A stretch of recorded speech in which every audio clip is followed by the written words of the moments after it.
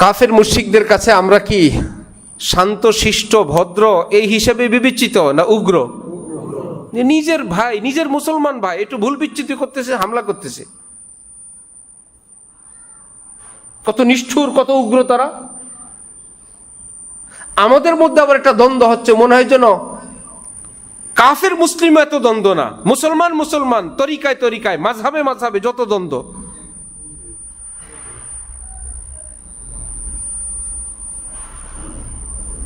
আল্লাহ, কেউ যদি মাজারে সিজদা করে, সিজদা করা কি? মাজারে বা মানুষকে সিজদা করা কি শিরিক? শিরিক না? কিন্তু সমস্ত উলামায়ে দেওবন্দের ঐক্যবদ্ধ ফতোয়া, পুরা উলামায়ে দেওবন্দের, এই কাজটা শিরিক, কিন্তু যিনি করলেন তিনি মুশরিক না। কাজটা কি? শিরিক, কিন্তু যিনি করবেন সেই ব্যক্তি, এটা আবার কি? শিরিক করলে মুশরিক না। ঔষধের নাম জানা এটা ডাক্তারি কাজ, ডাক্তারের কাজ না। সুতরাং যে 10টা ওষুধের নাম জানে তিনি ডাক্তার? ওষুধের নাম জানা, চিকিৎসা জানা, এটা ডাক্তারি বিদ্যা, কিন্তু 1-2টা কাজ করলে সে কি হয় না? এক পারা হেফজো করলে এটা হেফজো, এক পারা হেফজো হয়েছে, সে হেফজো করে নাই, তাকে হাফেজ বলে কেন? সে হেফজো যে করে সে হাফেজ না ভাই, একটা পরিমাণ আছে। হেফজো পড়লেই কি হয় না? হাফেজ হয় না। চিকিৎসা করলেই ডাক্তার হয় না। মাল থাকলে মালদার হয় না, জমি থাকলে জমিদার হয় না। শিরিক করলেই মুশরিক হয় না। কাজটা শিরিক, কিন্তু সে মুশরিক না। আলহামদুলিল্লাহ, আলহামদুলিল্লাহ ওয়া কাফা ওয়া সালামুন আলা ইবাদিহিল্লাযীনা ইসতাফা, আম্মা বা'দ। ফাআউযু বিল্লাহি মিনাশ শাইতানির রাজীম। বিসমিল্লাহির রহমানির রহিম। ইন্নাল্লাহা ইউহিব্বুত তাওয়াবিনা ওয়া ইউহিব্বুল মুতাতাহহিরিন। সাদাকাল্লাহু মাওলানাল আযীম। ওয়া ক্বালা রাসূলুল্লাহি সাল্লাল্লাহু তাআলা আলাইহি ওয়াসাল্লাম, মান সাল্লা সালাতানা ওয়াস্তাকবালা কিবলাতানা ওয়া আকালা যাবিহাতানা ফাযালিকাল মুসলিম الذي له ذمة الله وذمة رسوله فلا تغفر الله في ذمته. وقال رسول الله صلى الله تعالى عليه وسلم، من رأى منكم منكرا فليغيره بيده فإن لم يستطع فبلسانه فإن لم يستطع فبقلبه وذلك أضعف الإيمان، أو كما قال رسول الله صلى الله تعالى عليه وسلم. মুআজ্জাজ হাজিরিন, আমি আল্লাহ পাক রব্বুল আলামিনের পবিত্র কালামের অংশ বিশেষ তেলাওয়াত করলাম এবং হযরত রাসূল করিম সাল্লাল্লাহু আলাইহি ওয়াসাল্লামের 2খানা হাদিস শরীফ পাঠ করলাম। আল্লাহ পাক কোরআন শরীফ এবং হাদিস শরীফের পরিপূর্ণ হেদায়েত আমাদের সকলকে দান করেন। কোরআনে পাক, হাদিসে পাকের সহি ইলম, সহি বুঝ আমাদেরকে, আমাদের আপনজন প্রিয়জন সকলকে নসিব ফরমান। আমাদের জীবনের অতীতের সমস্ত সগীরা কবিরা, ছোট বড়, জানা অজানা সমস্ত গুনাহ নিজ করমে নিজ দয়ায় আল্লাহ পাক মাফ করে দেন। আগামী জীবন আল্লাহ পাকের রেজামন্দি, আল্লাহ পাকের খুশি মতো কাটানোর তৌফিক দান করেন। হযরত রাসূলুল্লাহ সাল্লাল্লাহু আলাইহি ওয়াসাল্লাম ইরশাদ করেন, মান সাল্লা সালাতানা, যে ব্যক্তি আমাদের মতো নামাজ পড়ে, আমাদের মুসলমানের নামাজ আদায় করে। অন্যান্য ধর্মেরও নামাজ আছে, ভিন্ন রকমের নামাজ। যারা আমাদের মুসলমানদের নামাজ আদায় করে, ওয়াস্তাকবালা কিবলাতানা, এবং আমাদের কেবলাকে কেবলা মানে, ওয়া আকালা যাবিহাতানা, এবং আমরা মুসলিম পদ্ধতিতে যেভাবে জবাই করি, প্রাণী খাই, এই পদ্ধতিতে আমাদের জবাই করা প্রাণী সেও খায়। ফাযালিকাল মুসলিম, সে একজন মুসলমান মানুষ, সে আল্লাহ এবং রসুলের জিম্মায় আছে, সুতরাং তাকে কেউ ডিস্টার্ব করবে না, আল্লাহ এবং রসুলের জিম্মায় কেউ হস্তক্ষেপ করবে না, সে একজন মুসলমান। অপর হাদিসে নবীজি ইরশাদ করেন, মান কানা আখিরু কালামিহি লা ইলাহা ইল্লাল্লাহ দাখালাল জান্নাহ। একজন ইমানদার মানুষ অথবা বেঈমান মানুষ যে কোনোভাবেই তার জীবন কাটল, কিন্তু জীবনের সর্বশেষ সে ঈমান নিয়ে কবরে গেল। জীবনভর ঈমানওয়ালা, শেষেও ঈমানওয়ালা, অথবা জীবনভর কুফুরওয়ালা, শিরিকওয়ালা, কিন্তু শেষমেশ ঈমানওয়ালা হয়েই কবরে গেল। নবীজি বলেন, আমি ঘোষণা দিচ্ছি 2 দিন আগে হোক পরে হোক অবশ্যই সে জান্নাতেই যাবে। আল্লাহু আকবার। ভুল বিচ্যুতি মুসলমানের জীবনে ঘটতে পারে। এজন্যই রব্বুল আলামিন ক্ষমার ব্যবস্থা রাখছেন, তওবার ব্যবস্থা রাখছেন। কোরআনে পাকে আল্লাহ পাক রব্বুল আলামিন ইরশাদ করেন, যাদের থেকে বারবার ভুল বিচ্যুতি সংঘটিত হয়ে যায়, তারা আবার তওবা করে, আবার ভুল হয়, আবার তওবা করে, আবার ভুল হয়, আবার তওবা করে, এরা বহুবার তওবা করতেই থাকে। এদের মনে কোনো রকমের টেনশন, অস্থিরতা থাকতে পারে, এতবারের তওবার দ্বারা আমাদের কি হবে? আল্লাহ পাক কোরআনে পাকে ইরশাদ করেন, আমি ঘোষণা দিচ্ছি বারবার তওবাওয়ালাদেরকে আমি আল্লাহ ভালোবাসি এবং আগামীতে ভালোবাসতে থাকব। তারা আমার মাহবুব, আমার ভালোবাসার পাত্র। অপর হাদিসে কুদসিতে আল্লাহ পাক ইরশাদ করেন, পৃথিবীর মানুষ যদি এমন হয় কারো থেকে কোনো গুনাহ সংঘটিত হয়ই না, যার জন্য কেউ আমার কাছে ক্ষমাও চায় না, ভুল নাই, গুনাহ নাই, ক্ষমা চাওয়ার পাটও নাই, সবাই ভালো মানুষ, আমি এগুলোর মৃত্যু দিয়ে আমি নতুন একটা প্রজন্ম সৃষ্টি করব, যারা থাকতে চায় ভালো, এতৎসত্ত্বেও কিছু গুনাহ সংঘটিত হয়ে যায়, তারপরে তারা আমার কাছে মাপ চায়। আমি এইরকম জাতি সৃষ্টি করব, যারা থাকতে চায় ভালো, হয় কিছু ভুল বিচ্যুতি, ইচ্ছায় অনিচ্ছায়, শেষে আমার কাছে কান্নাকাটি করে আর আমি তাদেরকে মাপ করি। আমার কাছে এই রকম মানুষ বেশি ভালো লাগে। এই জন্য আমার ভাইয়েরা, আমরা যেই সমাজে যেই যুগে আছি, কোরআনে পাক হাদিসে পাকে অনেক রকমের কথা আছে, বহু ধরনের কথা আছে। হযরত ওলামায়ে কেরামের সাগরিদের সাগরিদ, শ্রোতার শ্রোতা,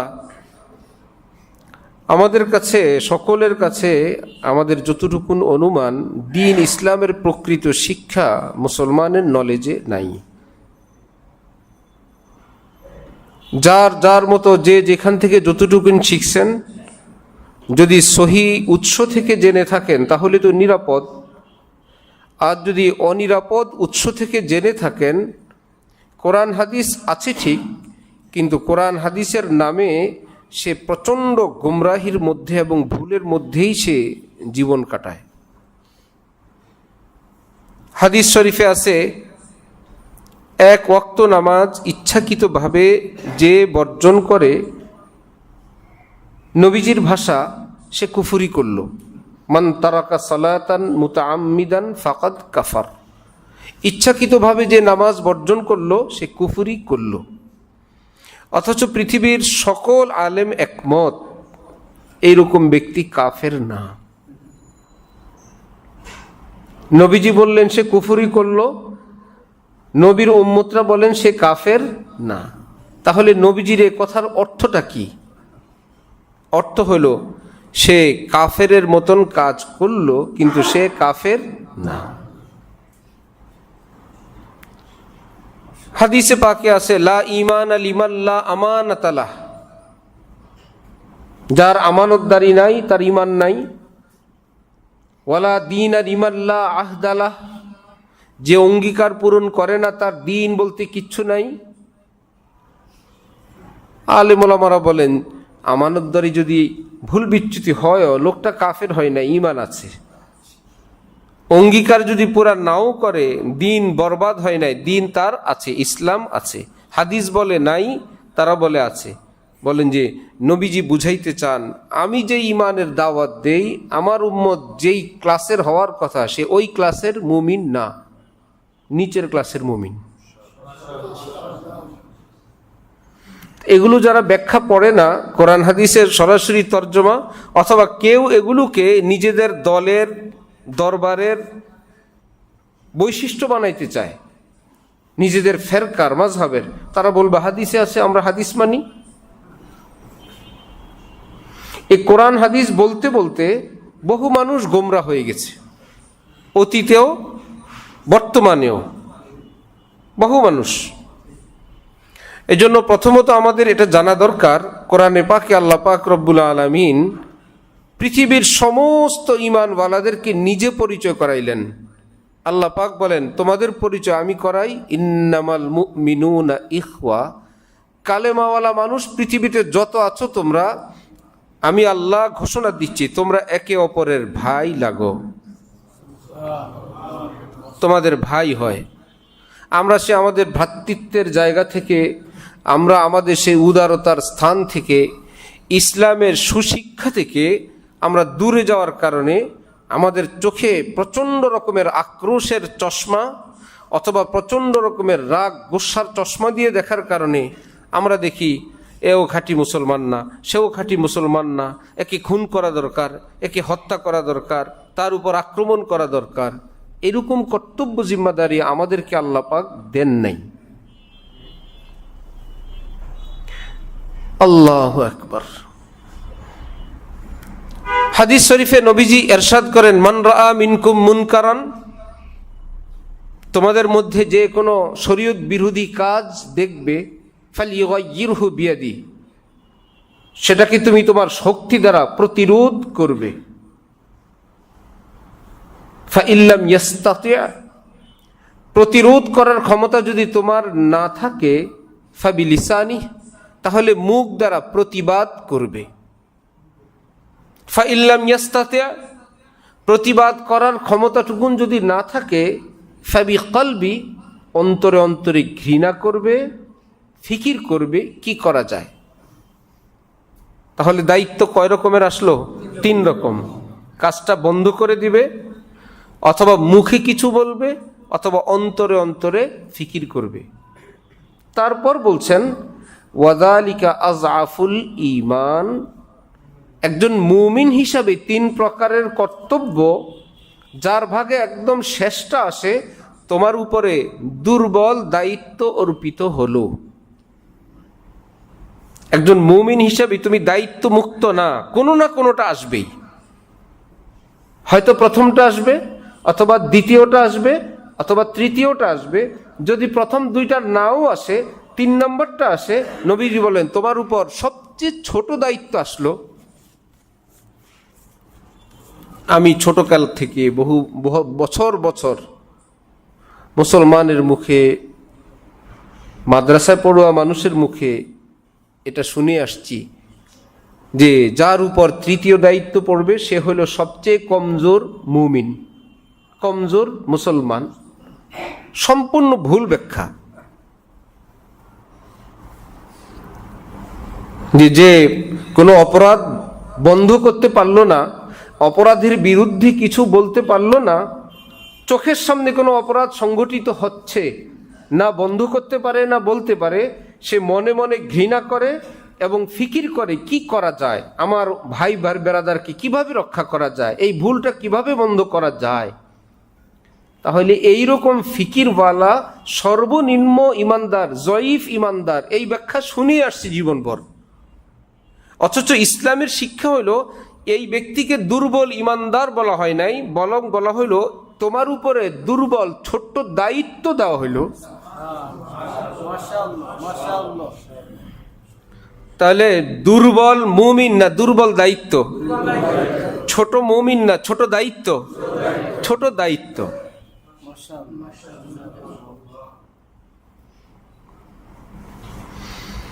হইতে পারে তুমি মুমিন ফার্স্ট ক্লাসের, দায়িত্ব আসছে 3 নম্বরটা। কেন? ওই পজিশনে তুমি নাই, তোমাকে এখন 1-2 নম্বরের কাজ দেওয়ার পজিশনে তুমি নাই। তুমি যে মানচিত্রে, যেই সমাজে, যেই সময়ে বর্তমান আছো, এই অবস্থায় তোমার উপর 1-2 দায়িত্ব অর্পণের অবস্থা শরীয়তের পক্ষ থেকে নাই, কারণ আল্লাহ পাক জালেম না।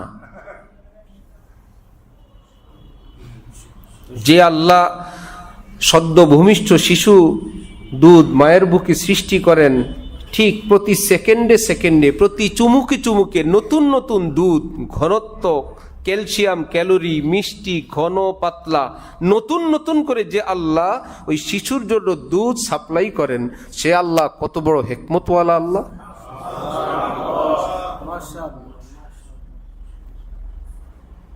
হইতে পারে ইমানদার বড়, দায়িত্ব আসছে কি ছোট।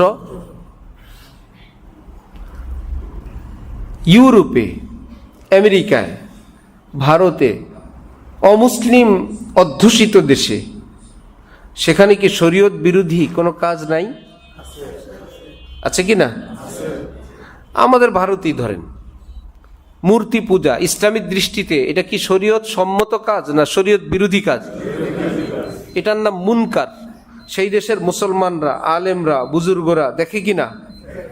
বন্ধ করতে পারছে? 1 নম্বরের দায়িত্ব নাই। প্রকাশ্যে সেটার বিরুদ্ধে কিছু বলতে পারে? 2 নম্বরও নাই। 1 নম্বর ডিউটিও নাই, 2 নম্বর ডিউটিও নাই। তাহলে কি তারা সেটার উপর খুশি? মনে মনে কি ফিকির করেন না? দায়িত্ব আসছে কি 1, 2 না 3? এই জন্য কি তারা 3 নম্বর মুসলমান?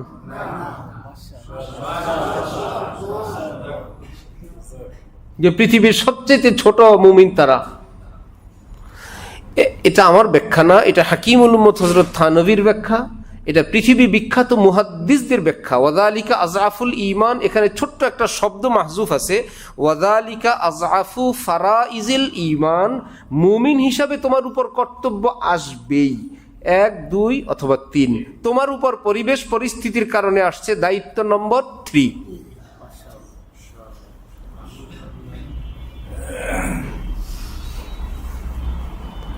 বড়লোক মানুষ, ধনী মানুষ, সাধারণত এরা বিপদে আপদে যদি রেস্তোরাঁয় খায়, কি খায় জানেন?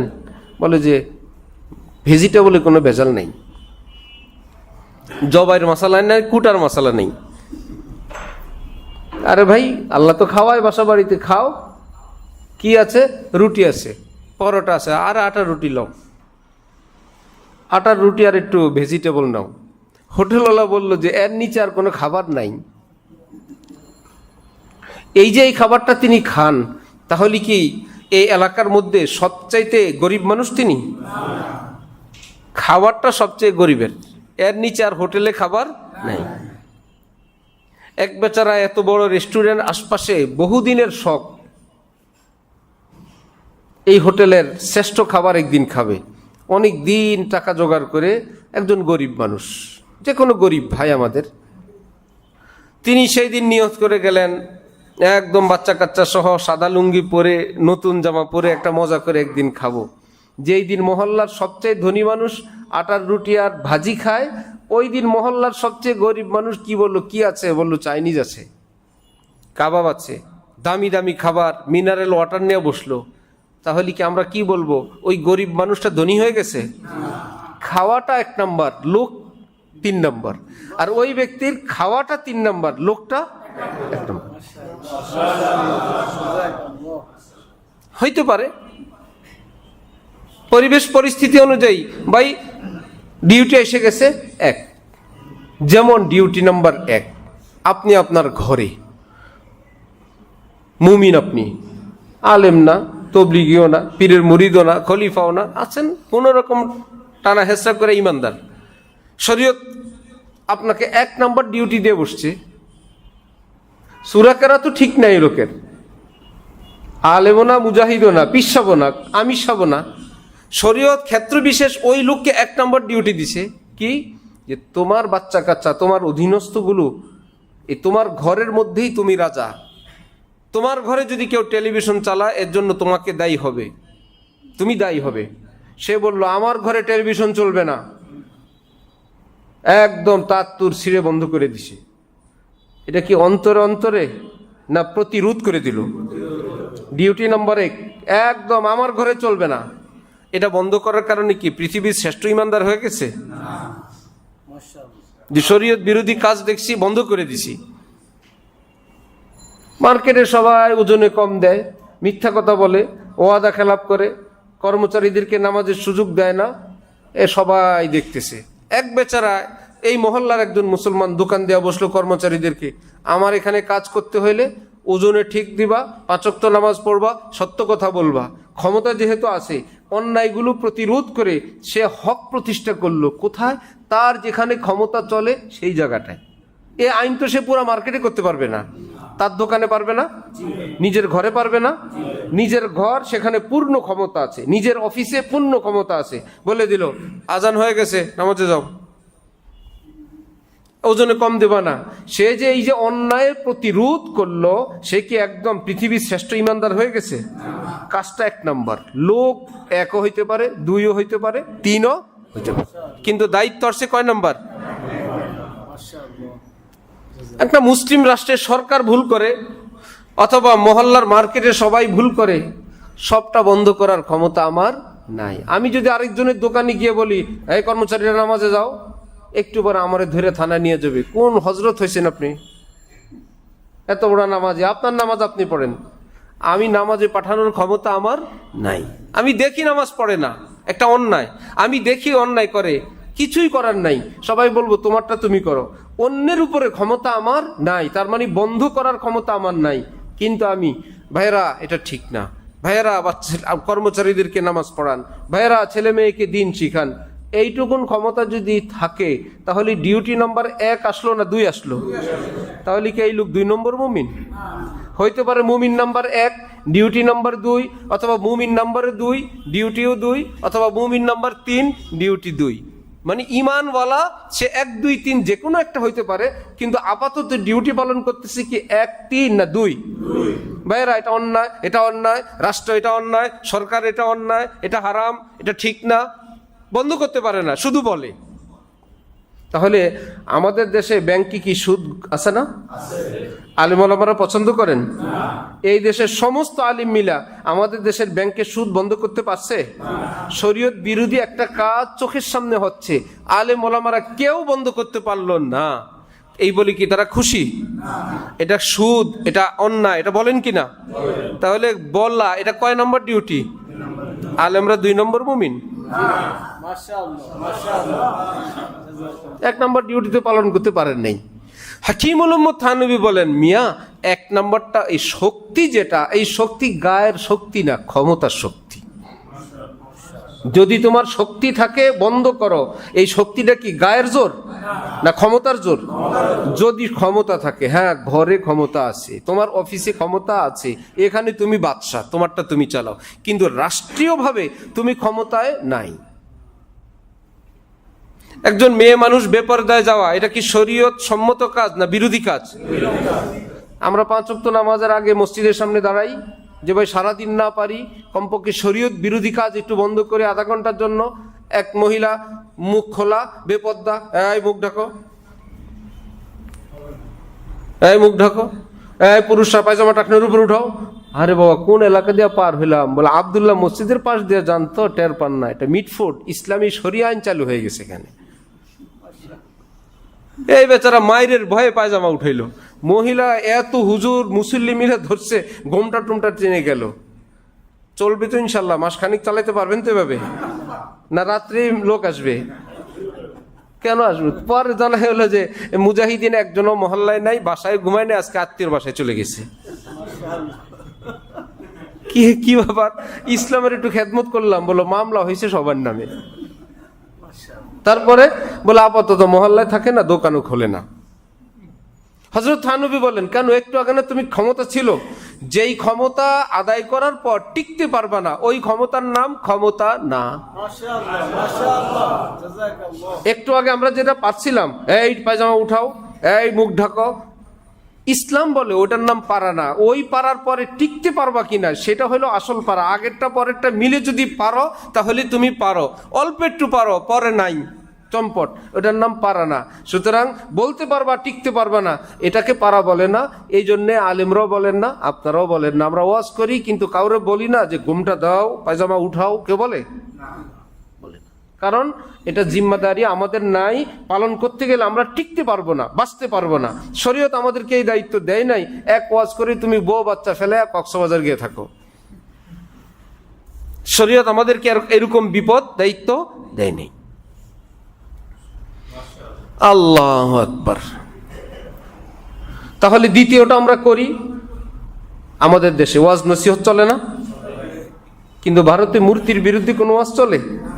বলে ওয়াজ সব করেন, এটা করবেন না। ওই বেচারা আরেক ডিভিশন নিচে। আমেরিকায় খ্রিস্টান ধর্মের বিরুদ্ধে কিছু বলতে পারবে না, বহু দেশে বৌদ্ধের বিরুদ্ধে বলতে পারবে না, চুপ, মনে মনে যা করার। তাহলে ইমানওয়ালা তার আমল আকীদা সবটা অনুযায়ী ইমানের ডিভিশন তার জায়গায় 1 2 3 যা আছে আছে। পাশাপাশি আল্লাহ পাক তাকে একটা দায়িত্ব দেন তার ক্ষমতা অনুযায়ী। সে দায়িত্বটা আলাদা হইতে পারে, পরিবেশ পরিস্থিতি অনুযায়ী 1ও হইতে পারে, 2ও হইতে পারে, 3ও হইতে পারে। তাহলে দায়িত্ব যদি 3 আসে তাহলে কি মুমিন 3 হইতে পারে? মুমিন নাম্বার 1, দায়িত্ব নাম্বার 3। আল্লাহ, আমি এটা বললাম এক আলেমকে, বৈঠক, বয়স্ক আলেম, কামরাঙ্গীচরের নামি দামি আলেম। উনি বলেন, আল্লাহ ভাই আপনি আমারে বাঁচাইছেন, আমার তো একটা বাহিনী আছে আলাদা। কি বাহিনী? বললো 3 নম্বর মুমিন হব না, দুর্বল মুমিন হব না, শরীয়ত বিরোধী আমার এলাকায় কিছু থাকলে একটা বাহিনী আছে আলাদা, এই যা ধর, 1 নম্বর থাকবো। আমি তো এতদিন বুঝি নাই ভাই, কত প্যাচে পড়ছি, কত ঝামেলায় পড়ছি এই করে। এত সহজ ইসলাম কোনোদিন তো ভাবি নাই। বললাম এই ব্যাখ্যা আমার শায়েখ করছেন, এই ব্যাখ্যা হাকিমুল উম্মত করছেন, এই ব্যাখ্যা মোল্লা আলী কারি রহমতুল্লাহ আলাইহি করছেন, পৃথিবী বিখ্যাত মুহাদ্দিসরা করছেন। এটা তো কারো একার ব্যাখ্যা না। বিপদটা হইলো কেন? ওই যে বলছিলাম এক ওয়াক্ত নামাজ ত্যাগ করলেই কাফের, ব্যাখ্যা বুখ্যা না জেনে হাদিস পড়ে। ঠিক ব্যাখ্যা বিশ্লেষণ আমি আপনি না, বড়রা কি ব্যাখ্যা করে আমাদের জন্য নিখুঁত করে রেখে গেছেন, সেটা না জেনে যখন ডাইরেক্ট কোরআন হাদিস পড়ে তখন দেখে ঘরে বসে থাকা যাবে না, শরীয়ত বিরোধী কাজ হচ্ছে, দে পিটান। মসজিদের সামনে গোমটা দেওয়াইলেন আর টাকনুর কাপড় উঠাইলেন, পরের দিন দোকান বন্ধ, মার্কেট বন্ধ, আপনার ঘরেও আপনি নাই। এই দায়িত্ব যেমন সরকার দেয় নাই, ঠিক সারা দেশে কোথায় মাজার, কোথায় সেজদা, কোথায় শিরিক, কোথায় বেদাত, ওই আস্তানা ভেঙ্গে দিয়ে পরে মামলা খেয়ে লাপাত্তা হয়ে রাস্তা রাস্তায় ঘুরা, এই জিম্মাদারি আল্লাহর কসম শরীয়তে পাক আমাদেরকে দেয় নাই। এর দ্বারা কি আমরা লাভবান? মুসলমানরা লাভবান? পৃথিবীর কাছে আমরা লাভবান? প্রথম তো জানতে হবে, যদি কেউ ভুল করে, অপরাধ করে, তার সেই ভুলটার ক্ষেত্রে আমি এবং তার সম্পর্ক কি? সে কি আমার অধীন? আমি কি দেশের প্রধান? সে আমার অধীনও না, আমি রাষ্ট্রের প্রধানও না। সুতরাং আমি সেটাকে প্রতিরোধ করে বন্ধ করে দিব, এই ক্ষমতা শরীয়ত আমাকে দেয়ই নাই। অনধিকার চর্চা। যদি ক্ষমতা থাকতো তাহলে পলায় থাকেন কেন? কাফের মুশরিকদের কাছে আমরা কি শান্ত শিষ্ট ভদ্র এই হিসেবে বিবেচিত না উগ্র? নিজের ভাই, নিজের মুসলমান ভাই একটু ভুল বিচ্যুতি করতেছে, হামলা করতেছে, কত নিষ্ঠুর, কত উগ্র তারা। আমাদের মধ্যে আবার একটা দ্বন্দ্ব হচ্ছে, মনে হয় যেন কাফের মুসলিম এত দ্বন্দ্ব না, মুসলমান মুসলমান, তরিকায় তরিকায়, মাযহাবে মাযহাবে যত দ্বন্দ্ব।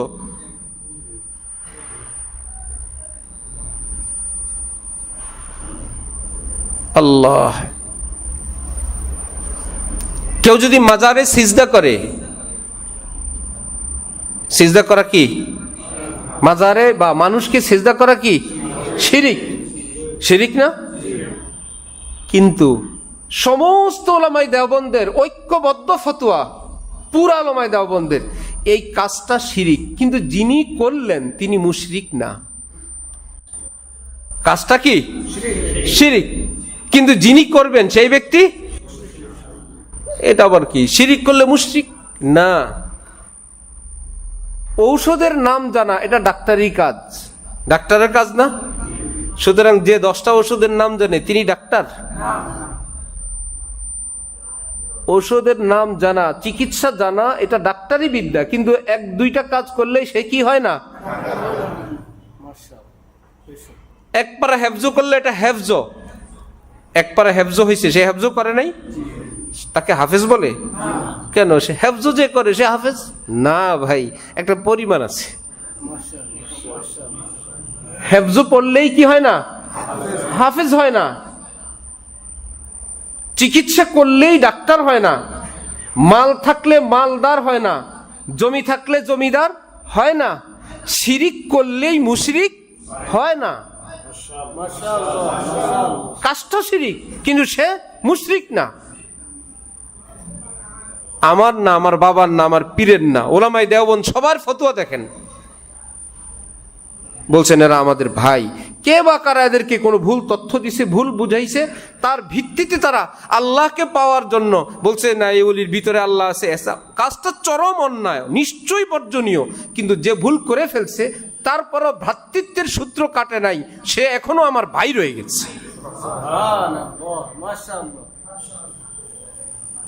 ওই যে সেজদা করা শিরিক, যে করলো সে কি? মুশরিক। সুতরাং মুশরিক হলে তাকে মারো। মুশরিক হলে কেন মারবেন? নাস্তিক হইলেও তো তার দায়িত্ব সরকারের, আপনি প্রতিবাদ করতে পারেন। আইন হাতে নেওয়ার কোনো সুযোগ ইসলাম দেয় নেই। আমি বড় এক আলেম, তদবির করেন, চিকিৎসা করেন। এক সময় বলে এত হাজার জিন বোতলে ভরলাম, অমুক দেশে পাঠায় দিলাম, সাউথ আফ্রিকা পাঠায় দিলাম, অমুক সাগরে পাঠায় দিলাম, জিন দিয়ে তদবির করেন। আমি ছাত্র, আমাদের শায়েখ ঢালকানগর হযরত আলার সামনে আমি ওই হুজুরকে বললাম, আপনি জিন দিয়ে এত কিছু পারেন, মা বাবার নাম বললে বাকি কাজ করে ফেলান।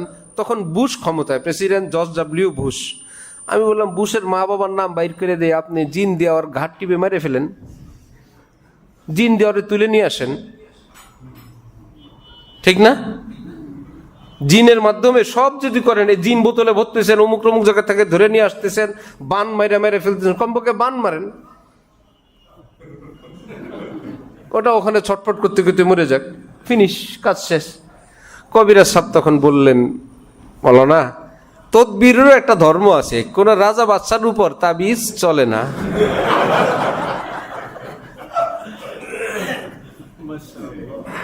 হাজার তাবিজ করলে, বান মারলে বান চলে না।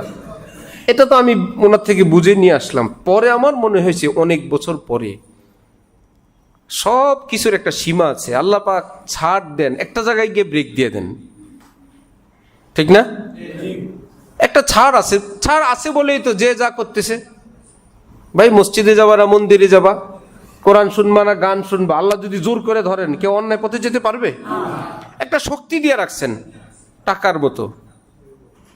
মালিক তোমাকে টাকা দিল, বাজারের ব্যাগ দিল, সদাইয়ের লিস্ট দিল, দোকানের নাম বলে দিল, তারপরে দোকানে গিয়া তুমি সদাই করবা। তুমি যদি ওই টাকা দিয়ে ভুল সদাই করো, বাসা আসার পর মালিককে বললে, স্যার সব ভুল আপনার, আপনি যদি টাকাটা না দিতেন, আপনি যদি আমরা বাজারে নাই পাঠাইতেন, তাহলে আমি তো এত বড় ভুল করতাম না। তাহলে তার শাস্তি সিঙ্গেল না ডাবল? কেন ডাবল? ভুল সদায়ের কারণে এক শাস্তি, সেটা আবার মালিককে দায়ী করার জন্য আরেকটা শাস্তি। বেদ দিবে আর বলবে, শুধু টাকা দিছিলাম, সদায়ের নাম বলি নাই, শুধু সদায়ের নাম বলছি, দোকানের ঠিকানা বলি নাই, কোন কোন দোকান থেকে করবা না সেটা বলে দেই নাই, এরপরেও তুমি উল্টা করলা, আমাকে দায়ী করার সুযোগ নাই। আল্লাহ আমাকে আপনাকে একটা শক্তি দিছেন, দুনিয়াতে পাঠাইছেন, কোন কোন দোকান থেকে সদাই করব সেই দোকানের নাম বলে দিছেন, কি কি সদাই করব সেটাও বলে দিছেন, আবার কোন কোনটা যাব না সদাই করব না সেটাও বলে দিছেন। দুনিয়ার বাজারে আবার এলান করার জন্য নবী রসুলদেরকে আবার পাঠিয়ে দিছেন। সেই বাজারে দাঁড়ায় মসজিদে না গিয়া মন্দির থেকে সদাই করলেন, টুনটুন করে পা দিয়ে হাঁটলেন, পরে গিয়ে আল্লাহরে বলবেন, আল্লাহ আপনি যদি আমার পাই না দিতেন আমি তো মন্দিরে যেতে পারতাম না, সুতরাং আপনি পা দেওয়াতে আমি গেছি। শাস্তি সিঙ্গেল হবে না ডাবল হবে? আমি শুধু পা দিছি, আমি আর কিছু দেই নাই। বাকি রইল কর্মচারী যেরকম স্বাধীন, এত কিছু বলার পরেও সে নির্দেশিত দোকান অথবা নিষিদ্ধ দোকান যেটার থেকে সদাই করতে পারবে, আর যেই টাকা দিয়ে সদাই করবে টাকাটা কি কর্মচারী না মালিকের? মালিকের দেওয়া টাকা, কিন্তু একটা ক্ষমতা কর্মচারীর আছে, যা করার সে করতে পারবে, দুধও কিনতে পারবে, মদও কিনতে পারবে। ঠিক বান্দাকে আল্লাহ পাক একটা ক্ষমতা দিয়ে এরকম একটা শক্তি দিছেন, মসজিদেও চলে মন্দিরেও চলে, কোরআনও শুনে গানও শুনে, চোখ কাবাও দেখতে পারে, ভিন নারী কেউ দেখতে পারে। এইরকম একটা ক্ষমতা দেওয়ার পর কি করব, কোন দিকে পা চলবে, কি শুনবো, সবটার একটা লিস্ট নবী রসুল আলেম ওলামাদের মাধ্যমে দিয়ে আমাদেরকে পৃথিবীতে পাঠাইছেন। যেই বাজারে পাঠাইছেন এই পৃথিবীর বাজারে আবার খালি রাখেন নাই, আলেমদেরকে বারবার বলার জন্য এলান করছেন। মসজিদ থেকে 5 ওয়াক্ত এলান হচ্ছে, আর তারপরেও যদি কেউ ভুল বাজারে সদাই করে, দায়ী কি আল্লাহ হবে না বান্দা হবে?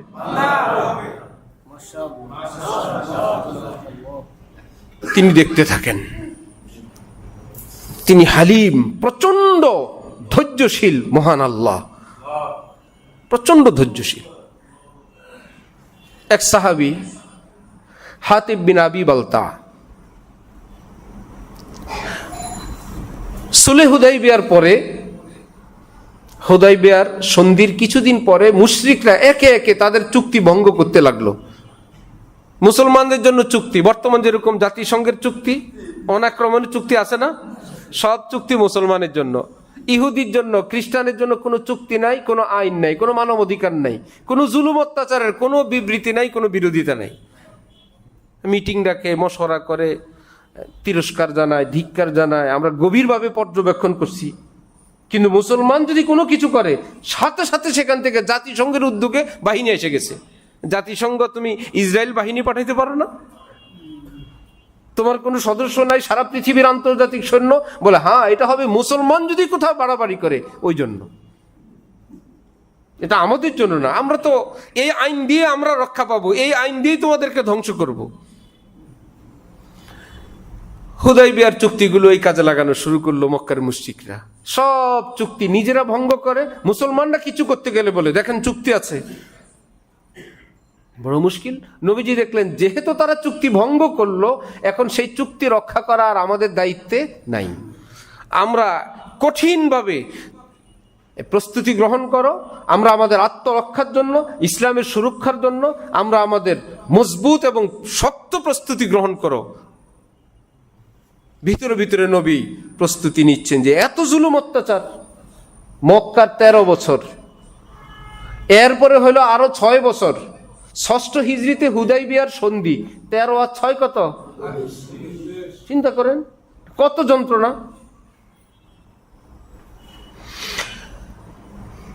ওই সাহাবী ভাবলেন যে ভাই, মক্কা শরীফ থেকে যারা হিজরত করে আসছেন ওনাদের অধিকাংশের আত্মীয় স্বজন মক্কা শরীফে আছে। তাদের আত্মীয় স্বজন থাকার কারণে পরিবার পরিজন, ছেলে মেয়েদের দেখাশোনার জন্য, যদিও তারা মুসলমান, কাফের আত্মীয় স্বজন আছে বলে তারা সেগুলো দেখাশোনা করে।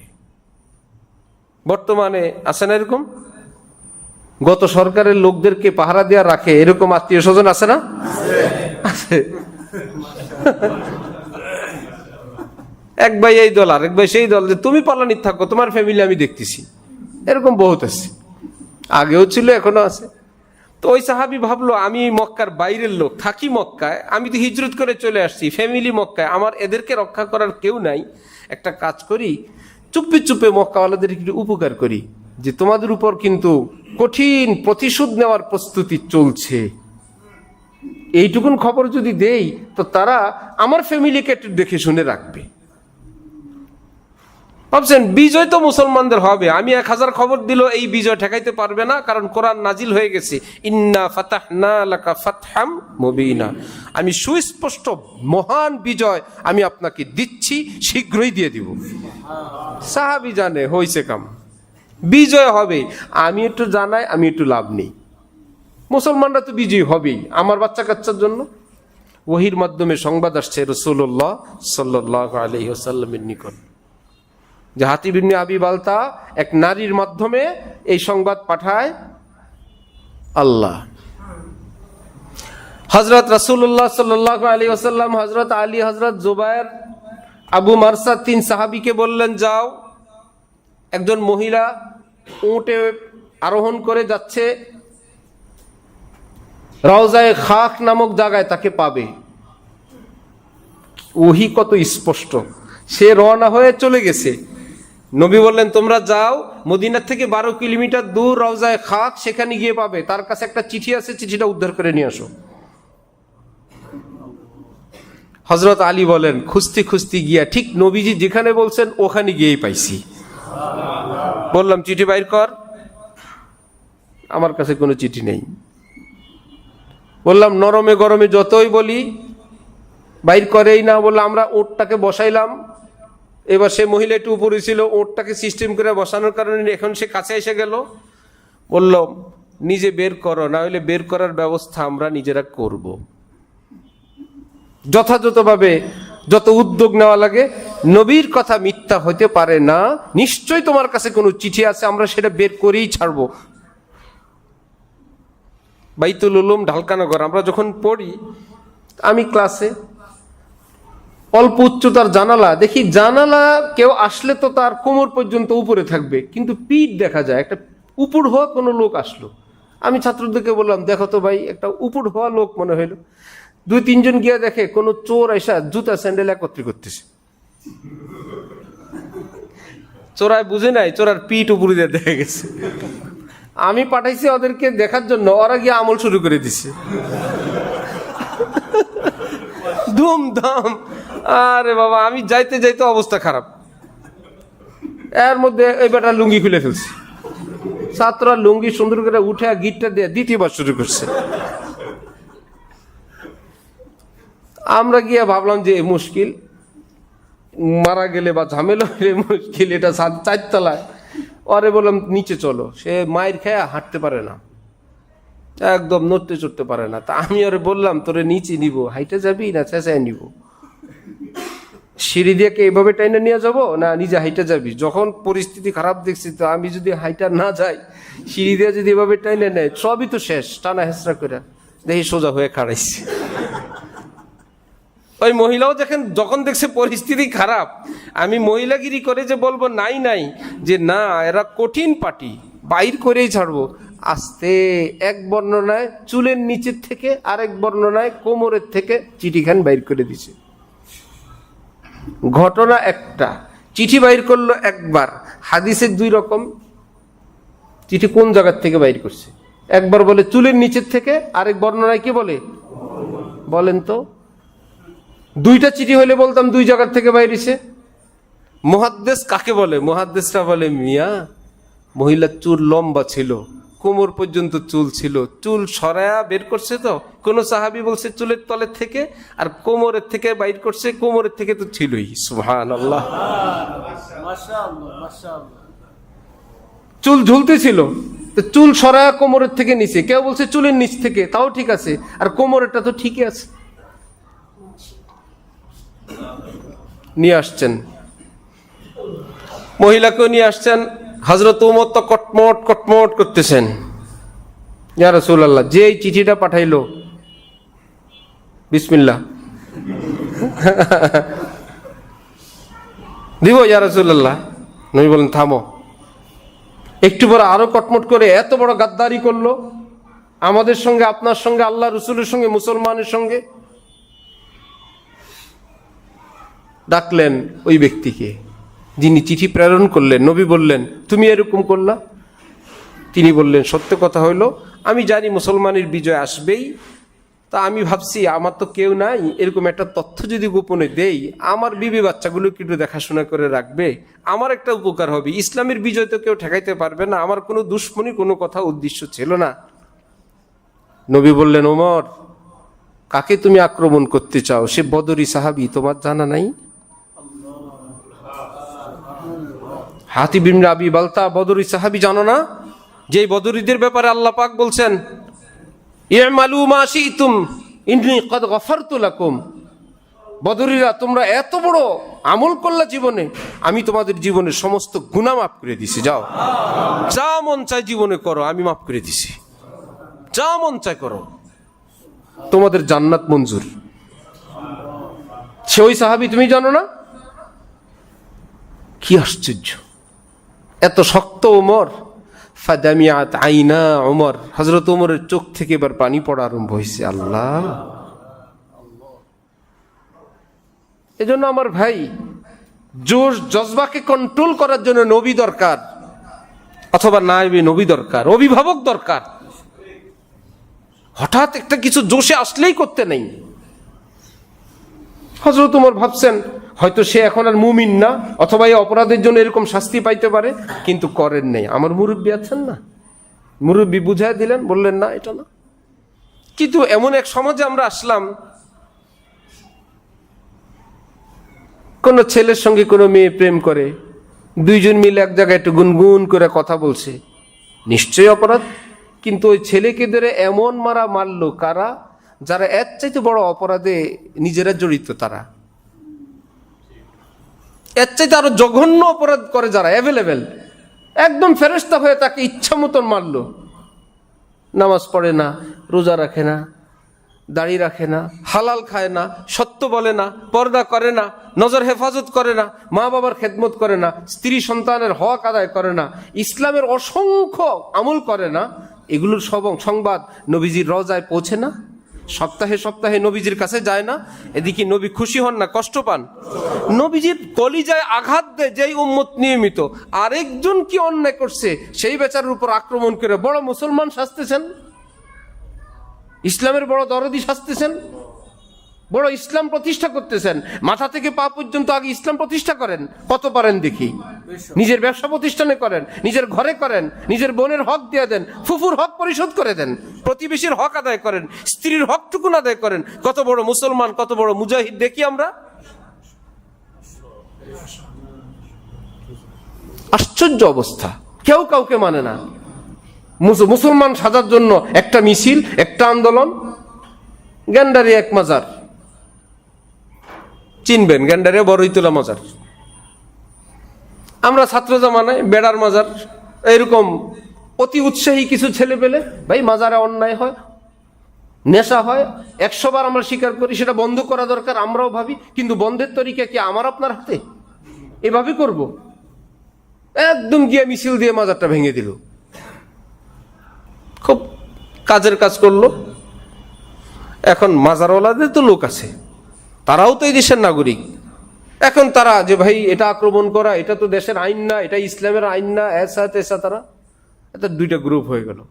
এলাকার নেতৃবৃন্দ আসলো, সরকারি লোকজন এসে মাজারওয়ালাদেরকে শান্ত করলো, তোমরা থাকো, আমরা তোমাদের মাজার পাকা করে দিচ্ছি। বেড়ার মাজার আন্দোলনের ফসল এখন কি হয়েছে? এটা আন্দোলন হইলো? যে আন্দোলনের রেজাল্ট বেড়ার মাজার পাকা হয়, এটা আন্দোলন বলে এটাকে? বিবেকহীন হইলে, অদূরদর্শী হইলে, বোকা হইলে এমন আন্দোলনই করে। ফিকির করো, একজন ভাইকে দিন বুঝাও, আদর আপ্যায়ন করো, চা খাওয়াও, সেখানে কে মুরব্বী, কে যায়, কি করা যায়, পারলে পারো, না পারলে নাই। তুমি কোনো নবী তো না। আমরা কি নবী রসুল হয়ে গেছি? তাহলে এত বড় দায়িত্ব কোত্থেকে আসে এগুলোর? কি বিশৃঙ্খলা, কি গ্রুপিং!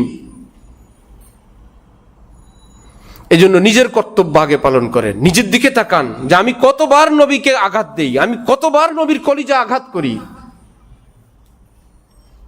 যত আক্রোশ নিজের উপর ঝাড়েন যে আমি আঘাত দেই নিয়মিত, আমি আরেকজনের জন্য চিকিৎসা। কুষ্ঠ রোগী সর্দিওয়ালার জন্য কান্দে, একজনের নাক থেকে পানি ঝরে, যে কুষ্ঠ রোগী সে কান্দে, আহা কি কষ্ট, সর্দি আমি জানি। ওফো, সারা গায়ে যার কুষ্ঠ, নিজের খবর নাই, আরেক সর্দিওয়ালার জন্য কান্নে। এইরকম বোকা যেরকম, ঠিক আমাদের অবস্থাও সেরকম। ইসলামী আইন প্রতিষ্ঠা করেন আপনার ঘরে, যে আমার একটা ছেলে মেয়ে বদ্দিনী করবা না, বেনামাজি থাকবা না, আমার ঘরে কোনো অশ্লীল ছবি চলবে না, কোনো হারাম কাজ চলবে না, আইন পালন করেন। আমার অফিসে কোনো মিথ্যা এবং সুদ ঘুষ চলবে না, আমার ব্যবসার মধ্যে কোনো ব্যাংকের টাকা আসবে না, আইন করেন যত পারেন। আল্লাহ আমাদেরকে দ্বীনের সহি বুঝ দান করেন। আল্লাহ আমাদের মুসলমান ভাইদেরকে সহি বুঝ দান করেন। এই দেশব্যাপী যা শুরু হলো, ভাই আমরা তো এখানে কোনো এক হুজুরের ভক্তরা থাকি না, এই দেশে এক পীরের মুরিদরা থাকি না, এখানে বহু রকমের ভ্যারাইটিস মুসলমান, বহু চিন্তার, বহু ফিকিরের। ভাই আপনার যদি অপছন্দ হয়, আপনি ফিকির করেন, বুঝান, বা সে আপনাকে বুঝাবে। বুঝানোর ক্ষমতা নাই, আল্লাহর কাছে চোখের পানি দিয়ে দোয়া করেন। কারো গায়ে আক্রমণ করা, কারো জান জীবন জানমাল ক্ষতিগ্রস্ত করা ইসলামিক দৃষ্টিতে কবিরা গুনাহ। সরকার যদি হয়, সে তার সাধ্য সামর্থ্য অনুযায়ী করবে। সরকারও তো কাঁপতে থাকে পৃথিবীর আন্তর্জাতিক চাপের সামনে, যে এই দেশে একটা কিছু করব, বিদেশ থেকে চাপ আসবে। এক এক জায়গায় ভয়ঙ্কর অপরাধের আস্তানা, সেটা বন্ধ করা জরুরি ছিল, কিন্তু আমাদের অদূরদর্শী কার্যকলাপের কারণে দেশ এখন ওই নষ্টওয়ালাদের পক্ষে, আমাদের বিপক্ষে। তারা এখন আমাদের মামলা, আমাদের নামে তারা এখন বিচার চায়। আমরা মনে করি এর সঙ্গে শুধু আমাদের দেশের মুসলমানরাই জড়িত না, আমাদের দেশের শত্রু, ইসলামের শত্রুরাও এর সঙ্গে সম্পৃক্ত ব্যাপকভাবে। কি করলে এগুলো পড়বে? এখানে হাদিস শরীফ আছে, কিয়ামতের আগে জিহাদ, মুসলমানরা জিহাদ করবে, তারপরে পতাকা হবে কালো, কালেমা থাকবে সাদা, লা ইলাহা ইল্লাল্লাহ মুহাম্মাদুর রাসূলুল্লাহ ওয়ালা থাকবে, ইত্যাদি ইত্যাদি। কাফের মুশরিকরা পড়ে জেনে ফেলছে কিয়ামতের আগে আমাদেরকে যে মেডিসিন দেয়া ধরবে, এটা হলো জেহাদ। এটা শুরু হলে আমাদের আর উপায় নেই। সুতরাং এই জেহাদ যদি মার্কেটে চলে আসে, আমরা শেষ। মুসলমানদের জেহাদের আগে কাফেররাই জেহাদ শুরু করে দিছে। দাড়িওয়ালা কাফের কালেমা লা ইলাহা ইল্লাল্লাহ মুহাম্মাদুর রাসূলুল্লাহ হামলা করে দিল সিনেমায়, হামলা করে দিল বারে, হামলা করলো স্কুলে, হামলা করলো হসপিটালে, পত্রিকায় ইন্টারনেটে দিয়ে দিল আমরা অমুক মুজাহিদ পার্টি, এই অন্যায় এই পৃথিবীতে চলতে দিব না। সারা পৃথিবী বলল ভাই মুজাহিদ তো বহুত খারাপ, এই শিশুগুলো মারলো, এই স্কুলে মারলো, এই তো বহুত খারাপ। সারা পৃথিবী একত্র হয়ে গেল, ভাই দেখলা জেহাদ, এখানে জেহাদ বহুত খারাপ, সেখানে জেহাদ বহুত খারাপ। এত সংগঠন আমাদের দেশে স্বাধীনতার পর থেকে, ইসলামী সংগঠন, হঠাৎ 63 জেলায় হামলা হয়ে গেল। হয়েছে না? কোন চোর চুরি করে যাওয়ার সময় নাম ঠিকানা দিয়ে যায়? চুরি করে যাওয়ার সময় আবার নাম ঠিকানা দেয়? এ আবার কেমন চোর? 63 জেলায় হামলা করে আবার লিফলেট বিতরণ করে দিচ্ছে একদিনে। জামাতুল মুজাহিদিন বাংলাদেশ, জামাতুল মুজাহিদিন বাংলাদেশ। কে ছিল এই হামলাটাকে বলবে খুব ভালো কাজ করছে? কেউ বলছিল? সব মুসলমান, আমরা সব বলছি ভাই কোন জামাতুল মুজাহিদিন, এই মুজাহিদিনের জামাতের এই কাজটা তো ঠিক হয় নাই, এরা তো বহুত খারাপ। আদালতে আদালতে সারা দেশে হামলা করছে, ভাই মুজাহিদরা ক্ষমতায় আসলে তো বহুত খারাপ, জিহাদ তো বহুত খারাপ। কাফেররা বলে তোমাদের মুখে জিহাদ খারাপ, এটা বলার জন্যই এই জামাতুল মুজাহিদিন আমরা আদায় করে দিছি।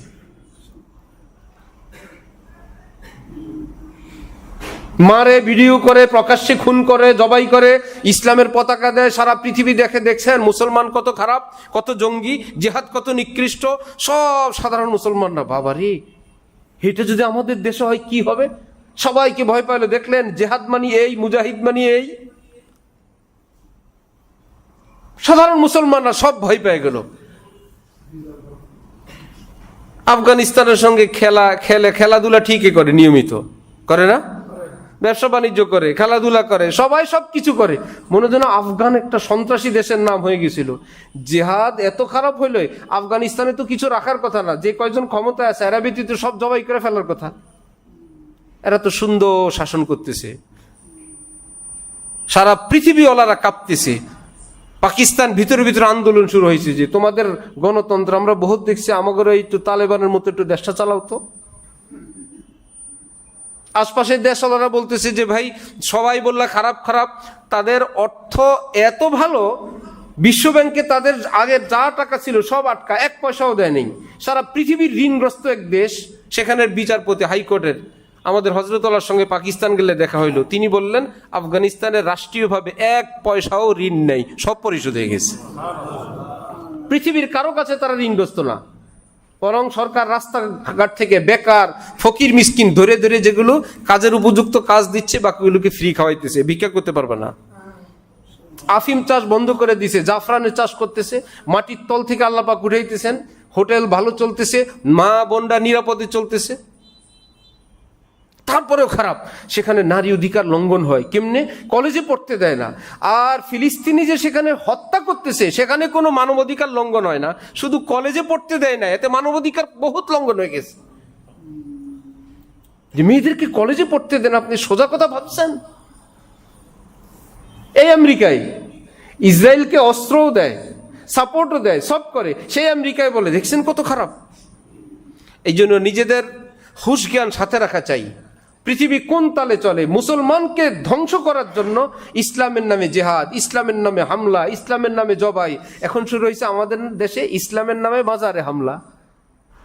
সবাই বলবে ভাই এগুলো তো ঠিক না, ভাই ভাই কবর থেকে লাশের উপরেই করে, এটা সেই করে।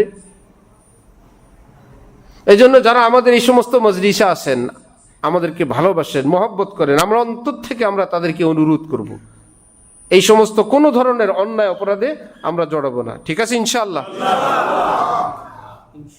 আমরা দোয়া করব, ফিকির করব, কেউ ভুলে থাকলে তাকে ভালোবেসে মহব্বত করে, হ্যাঁ আমি আমার অধীনস্থ যদি হয়, আমার অফিস হয়, আমার ঘর হয়, আমার শক্তি যেখানে আছে সেখানের হুকুম ভিন্ন, কিন্তু সমাজ এবং রাষ্ট্রে যে সমস্ত দায়িত্ব কর্তব্য আমাদের উপরে না, সেগুলোতে আমরা অন্যায় কোনো হস্তক্ষেপ করব না।